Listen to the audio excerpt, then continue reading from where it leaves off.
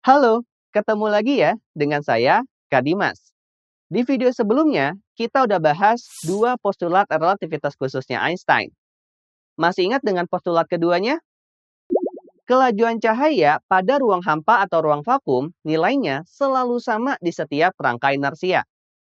Nah, kepikiran nggak sih, kalau nilai kelajuan cahayanya tetap, kira-kira apa ya konsekuensinya? Ternyata ada dua konsekuensi yang terjadi pada saat nilai C-nya tetap. Yaitu nilai dari waktu dan juga jarak atau panjang tidak lagi bernilai tetap, teman-teman. Alias nilainya akan mengalami perubahan nih. Kira-kira seperti apa ya? Nah, salah satunya akan kita bahas di video ini, yaitu perubahan nilai dari waktu yang kita kenal dengan istilah dilasi waktu. Biar enak ngebahasnya, kita bagi jadi dua poin ya, yaitu pengertian dan persamaan dilasi waktu serta kasus dilasi waktu. Yuk, langsung kita mulai dari yang pertama. Apa sih dilasi waktu itu? Dilasi waktu adalah efek bertambah lamanya selang waktu yang diukur oleh pengamat yang bergerak terhadap kejadian dibandingkan dengan selang waktu yang diukur oleh pengamat yang relatif diam terhadap kejadian. Jadi, beda gitu nih antara waktu yang diukur sama yang diam terhadap kejadian dengan yang bergerak terhadap kejadian. Oke? Nah, dilasi waktu ini merupakan konsekuensi dari adanya transformasi Lorentz untuk kasus benda-benda yang melaju mendekati kelajuan cahaya. Lalu bentuk persamaannya kayak apa nih? Nah, persamaan dari dilasi waktu ini adalah delta T sama dengan gamma dikalikan dengan delta T0. Di mana gamma itu sama dengan 1/akar 1 dikurang V kuadrat per C kuadrat. Ingat, V di sini adalah kecepatan gerak bendanya. Nah, kalau delta T adalah selang waktu yang diukur pengamat yang bergerak terhadap kejadian. Dan delta T0 adalah selang waktu yang diukur sama pengamat yang diam terhadap kejadian. Ingat ya, delta T yang bergerak terhadap kejadian dan delta T0 yang diam terhadap kejadian. Pasti di antara kalian ada yang penasaran nih. Kira-kira dari mana sih persamaan dilasi waktu ini? Nah, buat tahu dari mananya, yuk kita simak contoh kasusnya dulu nih. Misal, ada dua orang pengamat, yaitu Buana dan Diana. Buana berada di dalam kendaraan, sedangkan Diana berada di luar kendaraan. Anggap aja kendaraannya lagi bergerak lurus dengan kecepatan tetap sebesar V. Nah, di dalam kendaraannya, Buana ini menembakkan cahaya secara tegak lurus ke sebuah cermin yang terletak sejauh D dari sumber cahaya. Lalu, kita akan bandingin nih, antara jarak yang ditempuh cahayanya ini menurut pandangan Buana dengan menurut pandangan Diana. Dari sudut pandang Buana, cahaya ini bergerak lurus dari sumbernya ke cermin dengan menempuh jarak sebesar D. Terus balik lagi nih ke sumbernya dengan jarak yang sama, yaitu D. Sehingga total jarak yang ditempuh itu adalah 2D. Lalu, waktu yang dibutuhin buat menempuh jarak tersebut dari sudut pandang Buana adalah delta T0. Nah, sesuai dengan postulat kedua nih, kelajuan cahayanya haruslah konstan di C. Dengan menggunakan persamaan sederhana dari kelajuan, yaitu jarak tempuh dibagi waktu, kita akan mendapatkan persamaan C sama dengan 2D dibagi delta T0. Biar nggak pakai pecahan, kita tulis ulang jadi begini ya. Sekarang, kita beralih ke Diana yang ada di luar kendaraan. Dari sudut pandang Diana, kendaraannya ini ternyata sedang melaju dengan kecepatan tetap sebesar V. Sehingga, dari saat cahaya berangkat meninggalkan sumbernya, sampai cahayanya balik lagi ke sumbernya itu, posisi sumber cahayanya udah berubah nih. Lalu, waktu yang dibutuhin buat menempuh jarak tersebut dari sudut pandang Diana adalah delta T, di mana posisi sumbernya udah berpindah sejauh V dikali delta T. Oke, coba nih kita lihat panjang lintasan yang ditempuh menurut sudut pandang Diana. Ternyata, panjang lintasannya ini adalah sepanjang dua sisi segitiga sama kaki dengan alas V dikali delta T dan tingginya adalah D. Nah, kalau kita bagi dua segitiga ini tepat di tingginya, kita akan mendapatkan segitiga siku-siku nih. Dengan alas, V dikali delta T per 2 dan sisi tegaknya adalah D. Dengan menggunakan teorema Pythagoras, Panjang lintasan yang ditempuh oleh cahayanya ini dari sumber ke cermin tidak lain adalah sisi miring dari segitiganya ini, yaitu akar V dikali delta T per 2 pangkat 2 ditambah D pangkat 2. Karena bolak-balik, berarti panjang lintasan totalnya itu adalah 2 dikali akar V dikali delta T per 2 pangkat 2 ditambah D pangkat 2. Oke, kita sederhanain dulu ya. Kita masukin duanya ke dalam akar. Jadinya 2 pangkat 2 sama dengan 4. Sehingga panjang lintasannya akan menjadi seperti ini. Kita sederhanain yang di dalam kurungnya dan kita dapatkan seperti ini. Kita sederhanain dikit lagi nih, jadinya kayak gini. Selanjutnya, kita akan menggunakan persamaan sederhana dari kelajuan, yaitu jarak tempuh dibagi waktu. Nanti kita akan mendapatkan persamaan seperti ini. Kita sederhanain dulu ya. Tujuannya adalah supaya kita bisa membandingkan D-nya. Kenapa? Karena panjang D inilah yang menurut Buana dan Diana itu sama. Oke? Yuk, kita sederhana ini. Kita kaliin kedua ruas dengan delta T. Sehingga persamaannya jadi kayak gini. Supaya akarnya hilang, kita kuadratin ya kedua ruasnya. Sehingga didapatkan seperti ini. Oke, kita sederhanain dikit lagi. Jadinya kita dapetin kayak gini. Untuk memahami persamaannya, kakak tekanin lagi ya. Satu kunci penting yang kita perlukan, yaitu panjang D dari sudut pandang Buana maupun Diana adalah sama. Oke? Dimana kalau dari sudut pandang Diana, persamaannya kayak gini. Sedangkan dari sudut pandang Buana, persamaannya kayak gini. Nah, biar mudah ngebandinginnya, persamaan si Buananya ini kita kuadratin dulu ya.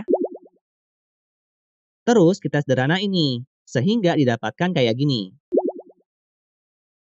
Nah, udah enak nih buat dibandingin. Karena ruas kanannya itu sama-sama 4D kuadrat. Oke? Kemudian, ingat ya, panjang D dari sudut pandang Buana dan Diana itu sama. Sehingga kita bisa satuin kedua persamaan tadi jadinya kayak gini. Udah deh, sekarang tinggal menyederhanakan persamaannya ini buat mendapatkan delta T dalam delta T0. Yuk, kita mulai. Pertama, kita bagi C kuadrat dikurang V kuadrat di kedua ruasnya. Sehingga bentuknya jadi kayak gini. Lalu, sederhanain pecahannya. Kemudian, akarin kedua ruasnya. Selanjutnya, karena delta T dan delta T0 sama-sama positif, jadinya kita dapetin kayak gini. Delta T sama dengan 1 per akar 1 dikurang V kuadrat per C kuadrat dikalikan dengan delta T0. Nah, 1 per akar 1 dikurang V kuadrat per C kuadrat ini nggak lain adalah gamma ya. Sehingga persamaannya ini bisa kita tulis ulang menjadi delta T sama dengan gamma dikalikan dengan delta T0. Inilah persamaan dari dilasi waktu yang kita lihat di awal tadi, teman-teman. Nah, dampak dari adanya persamaan dilasi waktu ini apa nih? Gini, karena nilai gammanya yang paling kecil adalah 1, berarti pengukuran selang waktu yang diukur oleh pengamat yang diam terhadap kejadian atau delta T0 adalah selang waktu yang paling pendek nilainya dibandingkan dengan selang waktu yang diukur oleh pengamat yang berada di kerangka inersia lain. Gitu ya. Inilah alasan mengapa delta T0 disebut sebagai selang waktu sesungguhnya. Karena selang waktu inilah yang dijadikan acuan untuk menghitung delta T-nya. Oke? Nah, selang waktu di kerangka inersia lainnya kita sebut sebagai selang waktu relativistik. Nah, dari sini kita jadi tahu ya bahwa selang waktu yang diukur oleh pengamat yang bergerak terhadap kejadian atau yang kita sebut tadi sebagai waktu relativistik atau delta T pasti akan lebih panjang daripada selang waktu yang diukur oleh pengamat yang diam terhadap kejadian atau yang kita sebut tadi sebagai waktu sesungguhnya atau delta T0. Oke, setelah kita tahu bentuk persamaan dilasi waktunya, kita lanjut ke kasusnya ya. Misal ada soal kayak gini. Yang ditanya adalah selang waktu di antara kedua sinyal menurut pengamat di bumi. Pertama-tama, kita tentuin dulu nih, apa kejadiannya. Nah, kejadiannya ini harus ada dua. Kalau enggak, kita nggak bisa nentuin selang waktunya. Coba deh ingat lagi contoh yang sebelumnya. Kejadiannya kan juga ada dua tuh. Kejadian yang pertama adalah ketika cahayanya meninggalkan sumber, lalu kejadian yang kedua adalah ketika cahayanya kembali ke sumber. Iya nggak? Nah, kalau di sini, kejadian yang pertamanya adalah sinyal pertama. Lalu kejadian yang keduanya adalah sinyal kedua. Nah, pertanyaan selanjutnya adalah gimana cara nentuin mana yang delta T dan mana yang delta T0? Kuncinya di sini. Delta T0 itu adalah selang waktu yang diukur oleh pengamat yang diam terhadap kejadian. Coba kakak tanya, tadi yang ngirim sinyal itu siapa? Yang di bumi atau yang di pesawat? Yang di pesawat ya. Jadi, delta T0 itu adalah selang waktu di antara dua sinyal yang dikirimin oleh pesawat menurut pengamat di dalam pesawatnya, yaitu 3 tahun. Dan, delta T itu adalah selang waktu di antara dua sinyal yang dikirimin oleh pesawatnya menurut pengamat di bumi, yang belum tahu nih berapanya. Jadi, patokannya itu bukan lagi bumi atau pesawatnya ya, tapi selang waktu tempat asal sinyalnya dikirimin. Itulah yang jadi waktu sesungguhnya atau delta T0. Oke? Nah, kalau udah jelas mana yang delta T0 dan mana yang delta T, sisanya tinggal masukin angkanya aja nih. Langsung aja yuk. Kita tahu bahwa delta T0-nya itu sama dengan 3 tahun. Lalu V-nya sama dengan 0,8 C. Serta kita tahu nih, persamaan dilasi waktunya adalah delta T sama dengan gamma dikali delta T0. Kita biasain ya buat nyari gamanya dulu nih. Ingat, gamma itu sama dengan 1/akar 1 dikurang V kuadrat per C kuadrat. Kita masukin V-nya 0,8 C ke dalam persamaan. Nah, 0,8 C pangkat 2 jadinya 0,64 C kuadrat. Coret nih C kuadratnya. Terus kurangin 1 dengan 0,64. Didapatin hasil 0,36. Akarin deh. Jadinya 0,6. Nah, 1/0,6 ini bisa disederhanain jadi 5/3. Sip, udah dapat gamanya nih. Sekarang kita masukin ke persamaan dilasi waktunya. Jadinya kayak gini. Ingat, delta T0-nya itu adalah 3 tahun ya. Kali ini sama 5/3-nya. Didapatin hasil delta T sama dengan 5 tahun. Coba nih, sekarang kakak balik soalnya. Hayo, gimana? Ingat, kuncinya tuh di sini.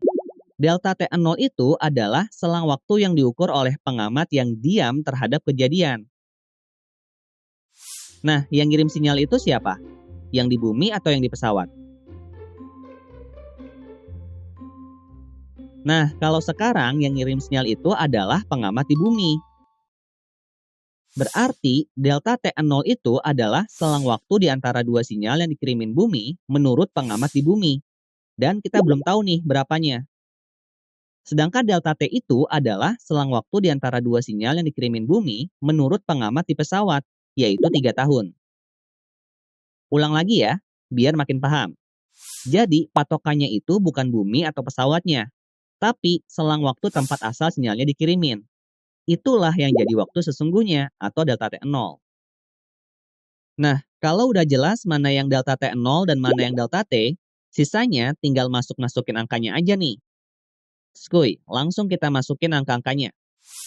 Kita tahu bahwa delta T sama dengan 3 tahun, lalu V sama dengan 0,8 C.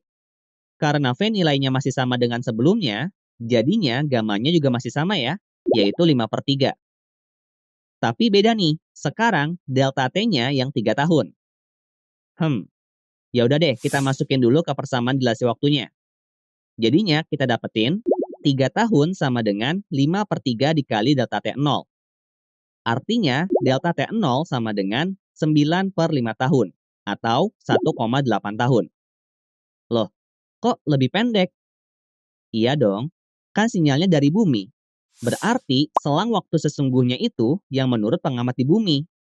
Dan ingat, selang waktu sesungguhnya selalu lebih pendek dari selang waktu relativistik. Gitu ya.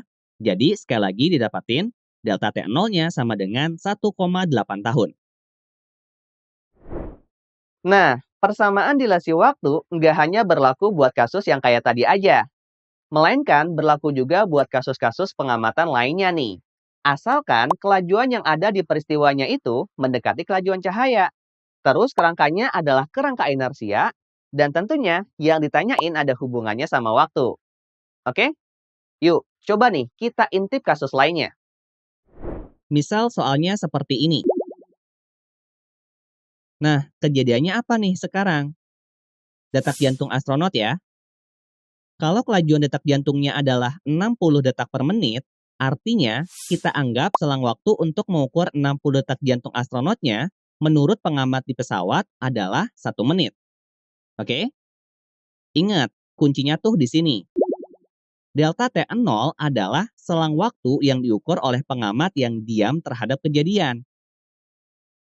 Nah, yang diam terhadap kejadian yang di pesawat atau yang di bumi?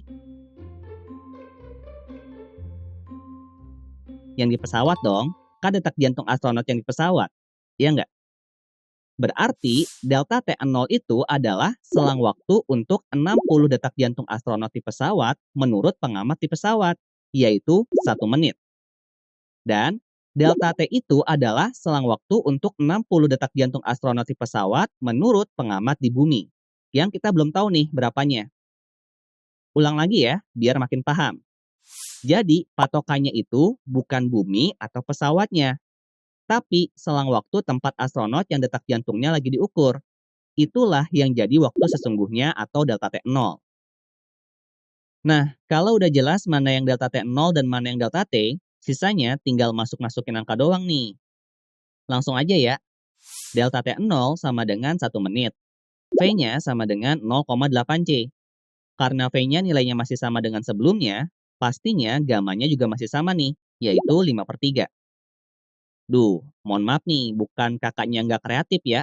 Tapi biar kalian nggak pusing aja mikirin angkanya, dan bisa fokus ke konsepnya. Ih, ngelesnya jago juga ya saya. Oke, langsung masukin ke rumus dilasi waktunya nih. Sehingga menjadi delta T sama dengan 5/3 dikali 1 menit. Berarti delta T-nya sama dengan 5/3 menit. Jadi, kelajuan detak jantung astronot di pesawat menurut pengamat di bumi adalah 60 detak dibagi 5/3 menit, yaitu 180 detak dibagi 5 menit, atau 36 detak per menit. Oke? Sip. Tadi kita udah lihat ya, bagaimana bentuk persamaan dilasi waktu beserta penurunannya. Nah, sebenarnya persamaan dilasi waktu tersebut bisa kita turunin juga dari persamaan transformasi Lorentz untuk posisi nih. Bedanya sama yang di awal tadi, di sini penurunannya hanya ditinjau secara matematis aja. Tapi ini masuknya ke materi tambahan ya. Bagi kamu yang suka banget dengan nurunin rumus, boleh banget nih ngelihat materi ini. Caranya, tinggal kamu klik aja tombol maunya. Hitung-hitung nambah pengetahuan dan skill nurunin rumusnya. Oke? Tapi kalau kamu lagi ngejar materi aja, gak apa-apa. Kamu bisa klik tombol skip-nya ya. Dan kita akan langsung ke kesimpulan materi kita kali ini. Waduh, maaf ya. Apapun yang kamu pencet, kita akan tetap lanjut materi. Makanya, yuk update dulu aplikasinya. Oke deh, di video ini kita udah bahas tentang dilasi waktu ya. Yang mana persamaannya adalah delta T sama dengan gamma dikalikan dengan delta T0. Ingat ya, delta T adalah selang waktu menurut pengamat yang bergerak terhadap kejadian, dan delta T0 adalah selang waktu menurut pengamat yang diam terhadap kejadian. Jangan sampai kebalik-balik ya. Oh iya, kalau kamu ingin belajar materi dilasi waktu ini secara lebih pelan dan bertahap, kamu bisa nih cek di subbab ini. Tentunya masih di bab yang sama ya. Sip. Selanjutnya, kita bakal bahas konsekuensi yang kedua dari postulat kedua relativitas khusus ini, yaitu perubahan nilai dari jarak atau panjang yang kita kenal dengan istilah kontraksi panjang. Seperti apa itu? Yuk, langsung aja kita gas ke video berikutnya.